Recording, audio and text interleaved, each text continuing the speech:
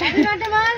Happy birthday to you, happy birthday to you, happy birthday dear Bidisha.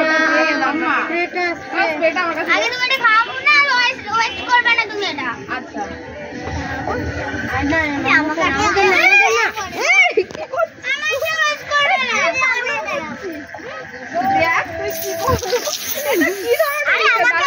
আমাকে কেন খালি রাখছিস? আরে আমাকে দাও তো, আমাকে কেন খালি রাখছিস?